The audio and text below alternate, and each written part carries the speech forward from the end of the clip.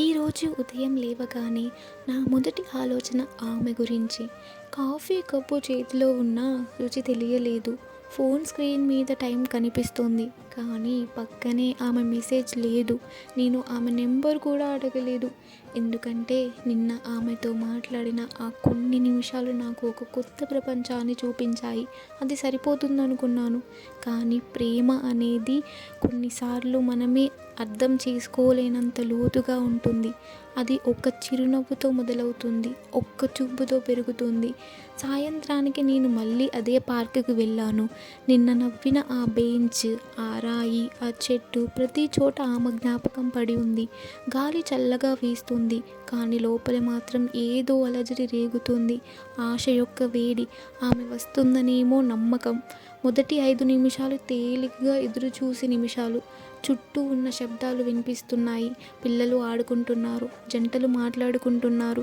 కానీ నేను మాత్రం ఆమె ఎక్కడా అని మాత్రమే చూస్తున్నాను.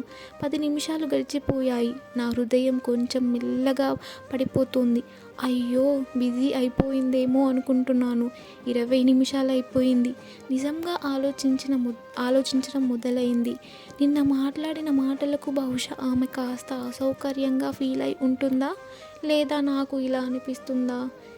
అరగంట అయిపోయింది. చుట్టూ వెలుగులు ముసగబారుతున్నాయి. రిలాక్స్ అయ్యే సమయంలో కూడా నా కళ్ళల్లో మాత్రం ఒకే దారి కనిపిస్తుంది. అది ఆమె నిన్న వచ్చిన దారి. వర్షం మొదలైంది.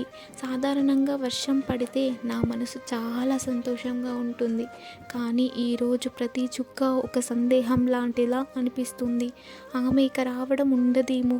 నెమ్మదిగా రాయి మీద కూర్చున్నాను. వర్షపు చినుకులు నా జుట్టుపై, తలపై పడుతున్నాయి. ప్రజలు ఇంటికి వెళ్తున్నారు. చెట్ల ఆకులు శబ్దం చేస్తున్నాయి. కానీ ఆ శబ్దంలో నాకు కావాల్సిన ఒక్కటే ఆమె అడుగుల శబ్దం.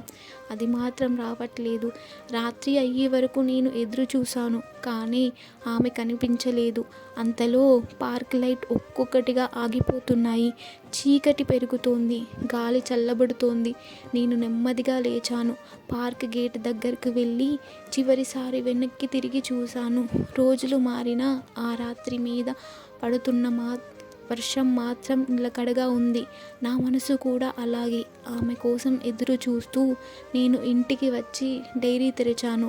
ఖాళీ పేజీ, కానీ నా హృదయం మాత్రం నిండిపోయి ఉంది. నెమ్మదిగా రాశాను. నిన్ను చూడని ఒక్కరోజు నా మనసులో అంత నిశ్శబ్దం. నా హృదయం కూడా ఆగిపోయినట్టుగా అనిపిస్తుంది.